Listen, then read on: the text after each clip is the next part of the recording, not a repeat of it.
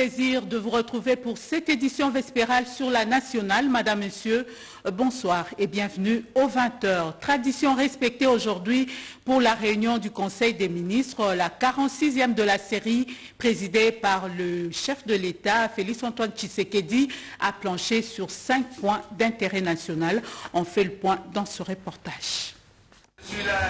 Le président de la République, Félix-Antoine Tshisekedi Tshilombo, a présidé ces jours la 46e réunion du Conseil de ministres. La communication du chef de l'État aux membres du gouvernement, le point d'information, l'approbation d'un relevé des décisions du Conseil de ministres, l'examen et l'adoption des dossiers et l'examen et l'adoption des projets de texte sont le point inscrit à l'ordre du jour du Conseil de ministres que le chef de l'État a présidé ce vendredi 28 août par visioconférence à partir de son cabinet de travail de la Cité de l'Union africaine. Au point d'information, le vice-premier ministre, ministre de l'Intérieur, Sécurité et Affaires coutumières, a présenté l'État et l'administration du territoire. Le ministre de la Défense nationale et ancien combattant a quant à lui expliqué la situation sécuritaire du pays avant que son collègue de l'économie nationale ne s'attarde sur l'évolution de prix des produits de première nécessité. Invité à prendre part à ces conseils de ministres qui s'est tenu en virtuel,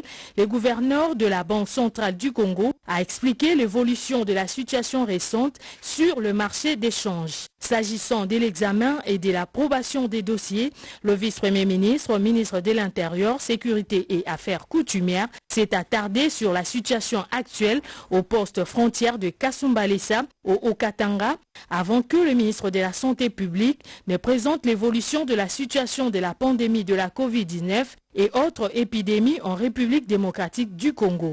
Il a été également procédé au relevé des décisions de la 45e réunion du Conseil de ministres du vendredi 21 août dernier. Le directeur de cabinet AI du chef de l'État, Eberhard Cachemire Kolongele, a assisté à cette réunion aux côtés du chef de l'État. Les détails de points examinés au cours de cette réunion seront livrés dans les comptes rendus qui sera fait par le ministre d'État, ministre de la Communication et Médias, porte-parole du gouvernement.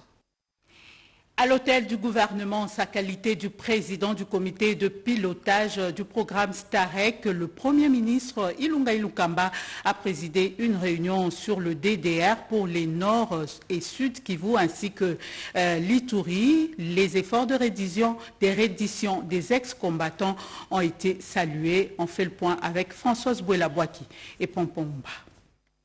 L'Ituri, le Nord et Sud Kivu, le ventre mou.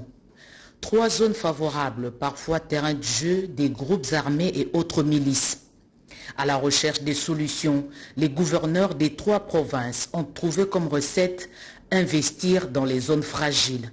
Les échanges avec le Premier ministre Ilunga Ilunkamba le jeudi 27 août 2020 ont tourné autour de ce plan.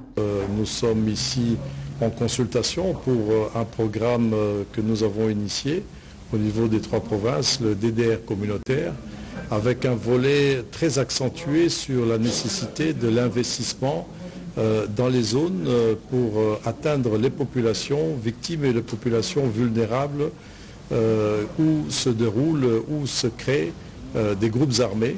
Et cela est dû à certaines causes et pour lesquelles il faut trouver des solutions d'investissement local. Donc, nous avons expliqué aussi quelles sont les questions sécuritaires qui se posent chacun dans sa province, les avancées qui sont très bonnes, tant au sud Kivu, au nord Kivu avec la reddition, mais aussi avec au niveau de l'Ituri une avancée après le passage de la délégation qui est conduite par les anciens seigneurs de guerre et qui ont été mandatés par son Excellence Monsieur le Président de la République, mais pour lequel il faut maintenant tout un encadrement, non seulement de ces combattants, mais aussi des populations victimes pour pouvoir sortir de cette période qui a fortement endeuillé non seulement l'Ituri, mais qui continue aussi à endeuiller le Nord Kivu et le Sud Kivu. Cette stratégie fait appel à des moyens importants. Le gouvernement central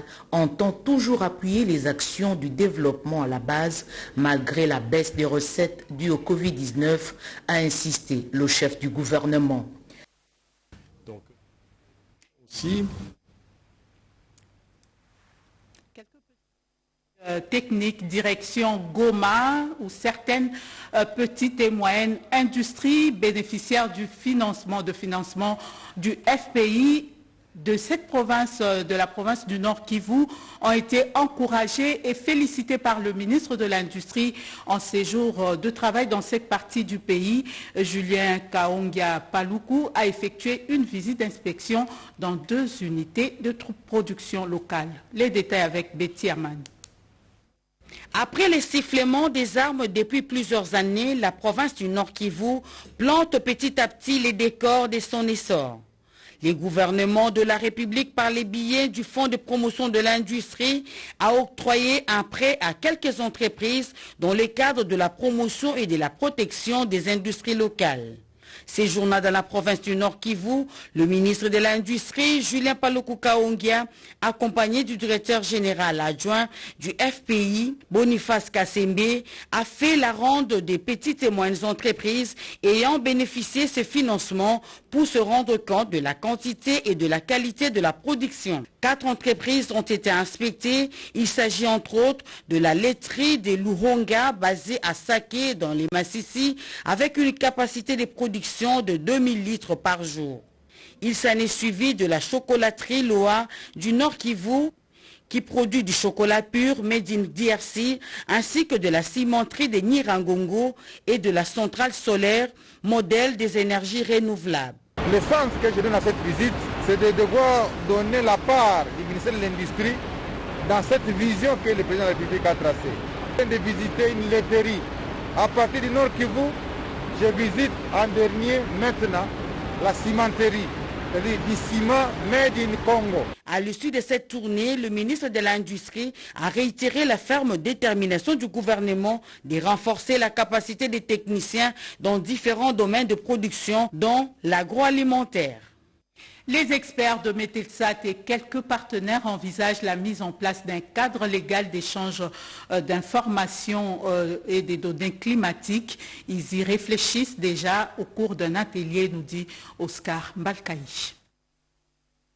Tous les producteurs de données hydrométéorologiques, température, précipitation, visibilité, nébulosité, brouillard, la liste n'est pas exhaustive, réfléchissent sur la mise en œuvre d'un réseau d'observation en vue d'échanger sur les mécanismes de partage et d'exploitation d'informations hydrométéorologiques et climatiques, ainsi que les conditions d'accès à ces données. C'est le directeur général à titre intérimaire de la Metelsat, Agence nationale de météorologie et de télédétection par satellite, Nestor Nyanga, qui a procédé à l'ouverture de ces travaux financés par la Banque mondiale à travers le projet Hydromet. À l'issue de cet atelier, qu'on se mette d'accord sur la mise sur pied d'un creuset commun, d'une banque de données pour toutes ces données. Parce que ces données, il ne suffit pas de les collecter, il faut les traiter afin de répondre aux besoins des utilisateurs. Ces travaux de 2 jours, soit du 28 au 29 août 2020, vont déboucher sur la mise sur pied d'un cadre légal d'échange entre ces différents partenaires. Il regroupe ainsi les experts du ministère des Transports, de l'Environnement, de l'Agriculture, ainsi que des entreprises concernées directement par les questions climatiques. Appui du Canada dans l'éducation des enfants et la lutte contre la Covid-19, la question a fait l'objet des échanges entre la ministre d'État et ministre des Affaires étrangères et l'ambassadeur du Canada en République démocratique du Congo, Gina Wabiwa, pour le récit. Le Canada se félicite des progrès réalisés par la République démocratique du Congo dans la lutte contre la Covid-19.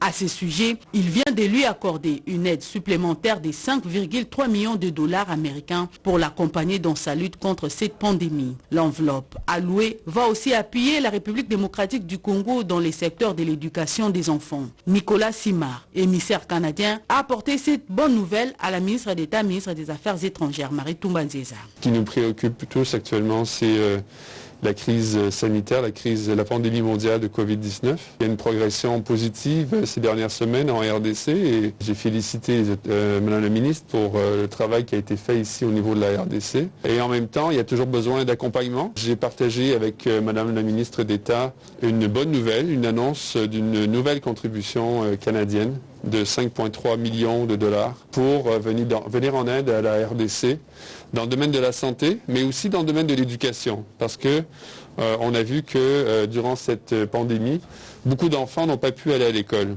Donc, une aide canadienne supplémentaire va venir permettre d'accompagner des enfants, surtout des jeunes filles qui n'ont pas pu avoir accès à l'école durant cette période pour leur permettre de progresser. Les deux personnalités ont également abordé des sujets liés à la lutte contre l'impunité, les violences basées sur les genres et la situation sécuritaire en République démocratique du Congo. Une nouvelle acquisition pour la Caisse nationale de sécurité sociale. Il s'agit d'un terrain pour la construction de son siège à Kenge dans la province du Kwango. La ministre d'État et ministre du Travail l'a annoncé au terme de sa mission de travail dans le Kwango et le Kwilu. Robert Ndaye nous en dit plus. Fin ce jeudi 27 août 2020 d'une mission de vulgarisation de la réforme sur la sécurité sociale dans les provinces du Kwango et du Kwilu. La ministre d'État, ministre de l'Emploi, Travail et Prévoyance sociale, Dr Nelly Nwankulu, a réceptionné à Kenge les documents de demande de terre au nom de la Caisse nationale de sécurité sociale pour l'érection de l'antenne de la CNSS à Kenge. C'est une grande joie, en tout cas incommensurable, parce qu'au fait, à chaque fois que nous venions ici, on était en train d'aérer, mais maintenant que il y a une antenne qui va être érigée ici, c'est vraiment une grande joie pour tous les prestataires et les travailleurs. Le gouverneur de province ad intérim Kanguluba Léopold se félicite de l'aboutissement heureux de cette action qui vient s'ajouter aux infrastructures dans sa province. Nous sommes très contents de sa visite. D'abord de recevoir son Excellence qui vient pour la toute première fois chez nous et qui nous apporte une bonne nouvelle parce que elle pouvait venir en visite éclair et partir, mais elle vient avec une bonne nouvelle qui réjouit les Kwangolaises et les Kwangolais. La patronne de l'emploi reste convaincue qu'avec la réception de ces documents, le processus de lancement d'implantation de l'antenne de la CNSS à Kenge est donc engagé. Le gouverneur et le gouvernement provincial viennent d'offrir un terrain qui va servir de construction à la CNSS.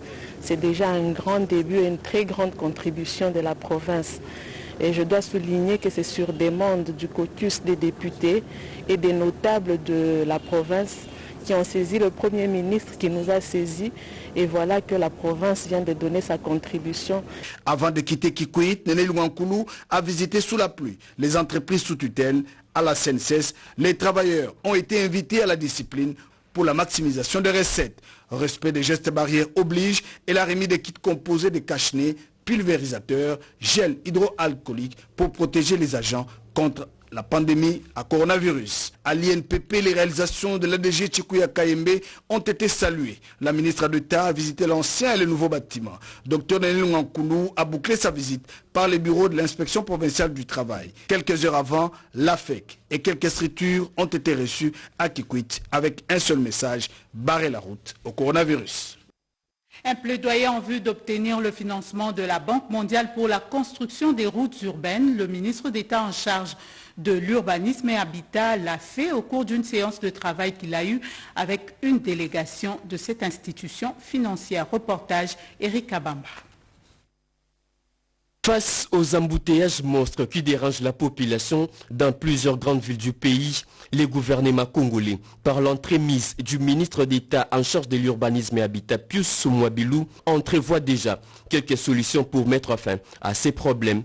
Devant ces délégations de la Banque mondiale, le patron de l'urbanisme et habitat sollicite un financement pour la construction des routes secondaires à travers son projet de développement urbain PDU. Kolwezi, la dernière ville bénéficiaire de construction des routes secondaires par la Banque mondiale, puis Soumouabilou a plaidé auprès de ses interlocuteurs la prorogation de ces projets dans d'autres grandes villes pour le développement de la RDC. Bon, il a pris note de la restructuration du projet et il nous a sollicité de considérer de renforcer notre engagement avec le gouvernement dans le domaine de l'urbanisme. Mais ce qu'on a souligné dans la réunion, c'est qu'il y a aussi l'élaboration d'un cadre partenarial entre la Banque mondiale et le gouvernement de la RDC. Et là-dedans, c'est sûr qu'on trouve le secteur urbain comme une priorité parmi les priorités. La délégation de cette institution financière dit prendre acte des préoccupations soulevées par Pius Mwabilou avant de promettre les soumettre aux discussions au sein de son institution. Parlons de la pêche, renforcement des capacités des pêcheurs du Kwango. Le ministre Jonathan Bialoussouka leur a apporté quelques intrants de pêche pour améliorer leur rendement. Plusieurs autres ouvrages d'intérêt communautaire ont été inaugurés par le ministre. C'est un reportage de Cédric Kenina. Présent au lancement par le Premier ministre des travaux de cantonnage Manuel Akenge et au sacre épiscopal de l'évêque de Popo-Kabaka, le ministre de la Pêche et élevage, Jonathan Bialoussouka a été accueilli par une marée humaine indescriptible.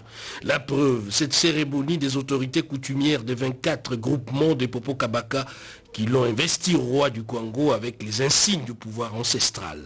Au-delà des échanges avec les couches sociales, les patrons de la pêche et élevage a remis des matériels de pêche avant de procéder à la pose de la première pierre de la construction du bâtiment de l'ISP Popo-Kabaka. Développons une politique du développement, un leadership de rassemblement qui met les intérêts de la population au centre de son action.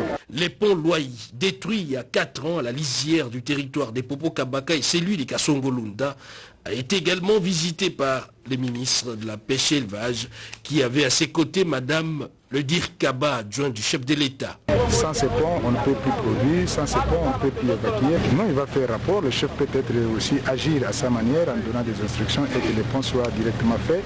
En même temps, continuer le travail de cantonnage manuel qui va relier le territoire de Popo-Kabaka à celui de la Songolonda. Que des réalisations pour booster cette province. Jonathan Bialoussouka a inauguré également la salle destinée aux épreuves de l'examen d'état du secteur des Dinga, territoire des Kenge, construite alors sur fonds propres. D'autres ouvrages en Dourimupangi, les bulldozers de Kwango a de nouveau soulevé des vagues sur son passage. Et les députés provinciaux vont enfin percevoir leurs émoluments après 9 mois d'arriérés. Un consensus a été trouvé et un accord vient d'être signé entre le ministre Yala Gouli et le collectif des délégués des députés provinciaux pour le paiement. On fait le point avec Séverine Katanda. Après la mise en place d'une commission paritaire, Assemblée provinciale et ministère des Finances au début du mois d'août sur la paye des arriérés de salaire, la promesse du ministre des Finances vient enfin de se réaliser.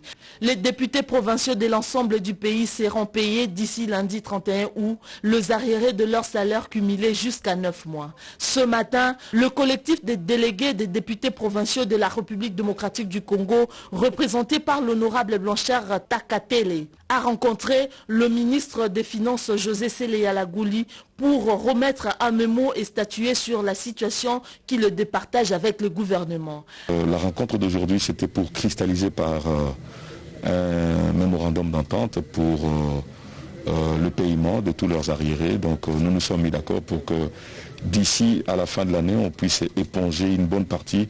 Il ne restera que 2 mois qui vont être rattrapés pour l'exercice 2021 début. Mais on s'est mis d'accord et d'ailleurs c'est on a appelé la Banque centrale pour faire ces gestes-là de commencer à payer le premier mois.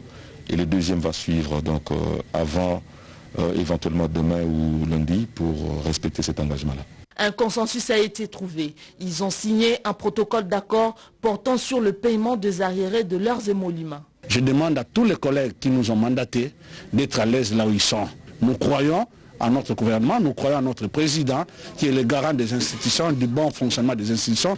Ce cumul de 9 mois d'émoluments est dû, selon le gouvernement, à un faible taux de mobilisation de recettes depuis quelques mois en République démocratique du Congo.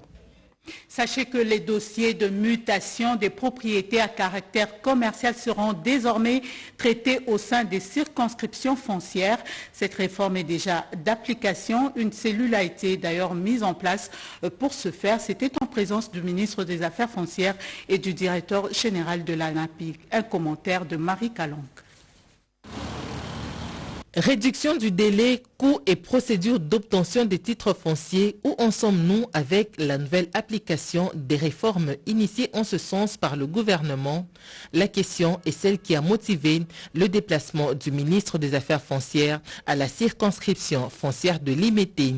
Aux côtés du directeur général de l'Agence nationale pour la promotion des investissements, Molendo Sakombi a pris connaissance de la situation sur le terrain, promettant une accélération de la mise en œuvre de ces réformes. Nous avons rappelé aux conservateurs et chefs de division du cadastre des instructions strictes d'application, le délai d'octroi des certificats d'enregistrement. Nous avons rappelé la bonne tenue des statistiques et leur publication. Nous avons rappelé la célérité dans le traitement des litiges et enfin l'affichage des coûts et des procédures pour garantir la bonne transparence qui nous est demandée. Après un échange avec les responsables des services concernés, les membres de la nouvelle cellule qui s'occupera désormais des dossiers de mutation à caractère commercial dans les différentes circonscriptions foncières ont été présentés au public. Un pas de plus dans la mise en œuvre des réformes, a rassuré le directeur général de l'ANAPI, Anthony Kinzokamole. Le premier pas, il avait été fait par la mise en place de la législation, la mise en place des dispositions réglementaires. Et aujourd'hui, avec l'impulsion et le leadership de son Excellence, Monsieur le ministre Molendo Sakombi, nous voyons une redynamisation. Et aujourd'hui, je peux vous assurer que c'est une réforme qui va nous permettre de pouvoir garantir la célérité dans les traitements des dossiers, la transparence, mais aussi et surtout des statistiques fiables. Et permettre enfin à un investisseur de pouvoir se sentir à l'aise et surtout de pouvoir œuvrer dans un pays où il y a une sécurité juridique, une sécurité judiciaire, même s'il y a encore beaucoup de choses à faire. Le secrétaire général aux affaires foncières a donné des assurances quant à l'application correcte de ces mesures.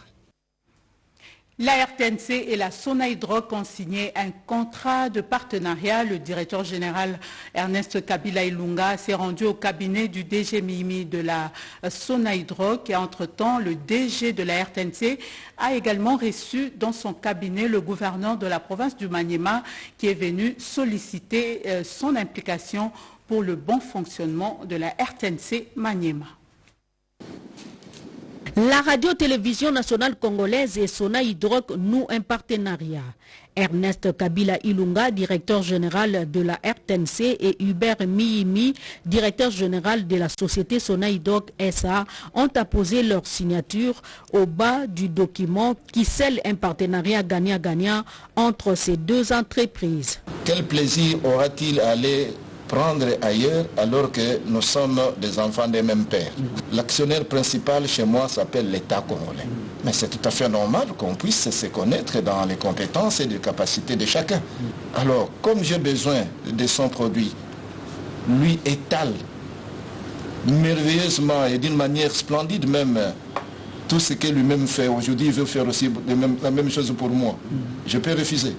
Un appel a été lancé au cours de cette même rencontre aux différentes institutions de l'État de s'approvisionner en carburant tout en consommant congolais. Venu solliciter l'implication du directeur général de la RTNC, Ernest Kabila Ilunga, pour une bonne collaboration entre le gouvernement provincial du Maniema et la RTNC, le gouverneur Ogi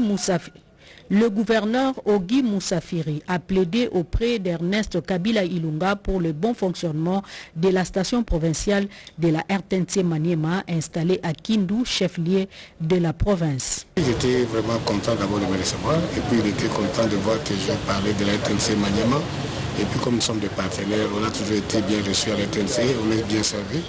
Et c'est pourquoi il est content de ma visite chez vous ici. Et il m'a promis même qu'il sera au Maniema incessamment. Très réceptif, Ernest a son implication pour donner la possibilité à cette province de prendre les relais aux heures de grande audience. Vous avez certainement suivi il y a quelques jours sur nos antennes le reportage sur le retour au pays de Martin Fayoulou Madidi, président de l'ESID. Et malencontreusement, quelques images d'archives se sont glissées dans ce reportage. Jean-Bertrand Ewanga, vu parmi les cadres de la MOUCA, a réagi. Il confirme aujourd'hui faire partie de l'alternance pour la République qui soutient le président de la République, Félix-Antoine Tshisekedi Tshilombo. Il fait le point au micro de Oscar Mbalkaï.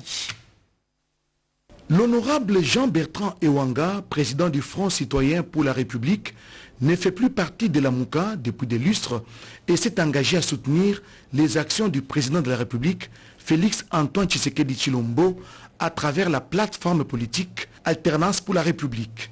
Les images d'archives datant de 2018, utilisées pour illustrer les retours à Kinshasa le 22 août 2020 du président de l'ESID, Martin Fayoulou, les montrant à ses côtés, a suscité des réactions. D'où cette mise au point. Je voudrais dire que moi, je n'étais pas à l'aéroport pour accueillir M. Fayoulou. Depuis un certain temps, moi, j'ai quitté la MOUCA. J'ai même quitté Ensemble pour le changement. Alors, j'étais très surpris que le jour de l'accueil de M. Fayoulou, que je sois le premier à l'accueillir. Et vous remarquerez que ce sont des vieilles images du 18 décembre 2018, lorsqu'il revenait de Genève. Et mixé avec l'accueil. J'ai été interpellé par ma base. Je suis chef de parti politique. J'appartiens à une plateforme politique et Alternance pour la République. Avec nous, m'ont interpellé. Ils m'ont dit que j'avais quitté la ligne. J'ai dit non. Ni des ensembles sur le changement. Je suis maintenant dans l'Alternance pour la République. Aujourd'hui, moi-même et mon parti et les cadres de l'Alternance pour la République que coordonne le bâtonnier Mouyambo, nous nous sommes mis au soutien du président de la République, Félix-Antoine Tshisekedi. Nous sommes de l'opposition, bien sûr, parce que nous ne sommes pas du gouvernement. Et nous pensons que les idées que lui avance, sa manière de vouloir construire le pays, ça rejoint notre vision, parce qu'après tout, c'était lui le président du RASOP, le Rassemblement. Bertrand Ewanga a à cette occasion salué le professionnalisme de la RTNC. Il faut ajouter que la RTNC a présenté une nouvelle physionomie sur le plan de la communication, ce qui est une très bonne chose, parce qu'aujourd'hui tout le monde est fier des prestations de nos journalistes et du professionnalisme qui caractérise aujourd'hui notre radio-télévision nationale. Et de cette manière-là, nous pouvons faire bien la promotion de notre pays. Donc je voulais mettre cette mise au point. Je ne suis plus de la MOUCA, je ne suis plus des Ensembles pour le changement. Aujourd'hui, nous sommes en train d'emboîter les pas pour soutenir le chef de l'État. Cet acteur politique, Bertrand Ewanga, est une figure de l'opposition politique bien connue dans la société congolaise. Tout à fait. Autre chose, les points focaux de l'Agence des zones économiques spéciales sont appelés à s'impliquer davantage dans la matérialisation de ce projet. Une rencontre les a réunis.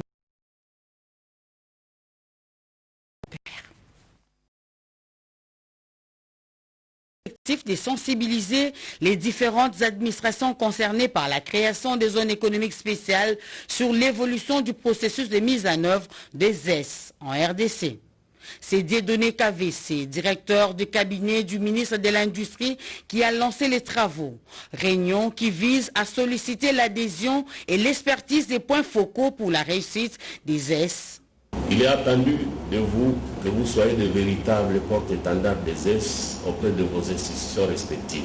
C'est votre rôle, tant que point focal, que nous attendons. Votre implication, parce que ce rôle n'est donc pas à négliger dans le processus, car vous êtes appelés à donner des avis éclairés sur les matières que vous maîtrisez. Pour le chef de mission de l'Agence des zones économiques spéciales, Ogi Bolanda, cette rencontre a permis de faire un état des lieux approfondi des ES en RDC. Il était question que nous puissions les remettre à niveau. L'initiative de création des zones économiques spéciales peut venir de l'État ou des privés. Et il y a déjà des demandes qui nous sont déjà adressées. Or, nous ne pourrons pas, nous, seuls, donner des réponses à ces demandes-là. Par manque d'appropriation du projet pilote Emaloukou par la population riveraine, la Banque mondiale vient de désaffecter l'enveloppe prévue pour un autre projet. Bon, maintenant que l'appui n'est plus là, le gouvernement va prendre ses responsabilités. Les problèmes que nous avons connus, c'est plus un problème avec des expropriations. Nous espérons que les populations qui sont à Maluku vont comprendre qu'ils sont les premiers bénéficiaires de cette zone économique spéciale. Aujourd'hui, les aides sont les vrais moteurs de développement économique et le Congo ne doit pas rester en reste. Démarrage ce vendredi du concours de dissertation du jury oral pour le poste de commandement à la Direction générale de lutte contre la maladie et celle d'études et planification. Concours organisé par l'École nationale de l'administration en collaboration avec le ministère de la Santé. C'est un reportage de Monique Mavungu. 2 postes de commandement sont vacants au ministère de la Santé. Il s'agit de la Direction générale de lutte contre la maladie et celle d'études et de planification. Le ministère a lancé un concours de recrutement. Les candidats qui vont réussir au test seront d'office affectés au niveau des 2 directions. Ces épreuves se déroulent sous les vigilants de l'inspecteur général à la santé qui représentait le ministre de la Santé. Le ministère de la Santé est tenté de recruter un directeur général de la Direction générale de la lutte contre la maladie et un directeur de la Direction études et planification. Moi, je suis inspecteur général, je suis donc l'œil du ministre de la Santé pour voir si le test ici à l'ENA se passe selon les normes qui régissent les tests et l'ENA. École nationale de l'administration, ENA, à qui revient la responsabilité d'organiser ces concours, son directeur général explique l'esprit des dites épreuves. L'ENA, c'est un des piliers majeurs de la réforme de notre administration publique, dans le volet rajeunissement. Et ici, nous sommes dans le recrutement, dans l'évaluation, la préparation au poste. Et c'est ceux-là qui doivent occuper le poste supérieur. Donc pour nous, nous sommes que dans notre mission régalienne, en tant que l'ombre du gouvernement, pour ce qui est de la préparation au poste. Dans ces concours, 138 candidats vont rivaliser d'ardeur pour occuper les 2 postes de commandement au ministère de la Santé. L'artiste musicien Noël Ngiama Makanda Werason remercie le chef de l'État et le gouvernement de la République pour la reprise des activités scolaires. L'économie s'est arrêtée, les sports, l'éducation, y compris la culture. La Covid-19 a eu raison de vouloir en commun de bâtir un monde meilleur, et cela pendant près de 5 mois. La lutte ainsi menée, la République démocratique du Congo durement touchée se remet au travail et l'artiste musicien, star de la rumba congolaise, ambassadeur de la paix, Noël Ngiama Makanda Di Werason, n'a pas tari d'éloges à l'endroit du chef de l'État, Félix Antoine Tshisekedi Tshilombo et du gouvernement sur la réouverture des écoles et la relance des activités scolaires. Message relayé par sa fille aînée, Exaucé Ngiama, qui encourage l'élite jeune. Je suis prête à servir ma patrie avec la connaissance scientifique que j'ai acquise. Et j'encourage tous mes compatriotes jeunes de prendre les études au sérieux, car le développement de notre pays en dépend. Un modèle de développement bâti sur la jeunesse est celui qui se perpétue d'âge en âge, de génération en génération. Le gouverneur du Congo central, Atouma Toubouana, a rendu les derniers hommages à aux jumeaux assassinés dernièrement à Kinzamvouete.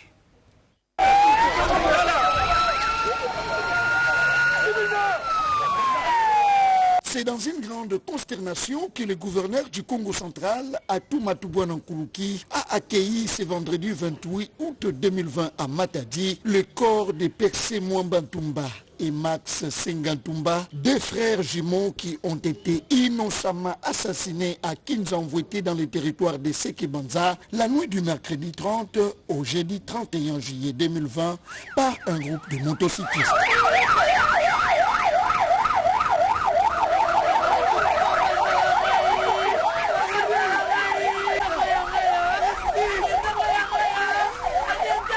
Les membres de la famille des illustres disparus se sont préalablement accordés avec l'autorité provinciale afin que l'exhumation du corps de ces 2 frères jumeaux ait eu lieu ce vendredi matin à Kinzamvouete pour l'inhumation à Kinshasa. On pouvait lire dans le visage de l'autorité provinciale un sentiment d'abattement, de tristesse et de profonde déception. Très touché, Atouma Toubouana Nkuluki, qui avait à ses côtés le membre du conseil provincial de sécurité et ceux de son gouvernement, a salué la mémoire de ses 2 paisibles compatriotes assassinés à Kinzamvouete. Le meurtrier de Percé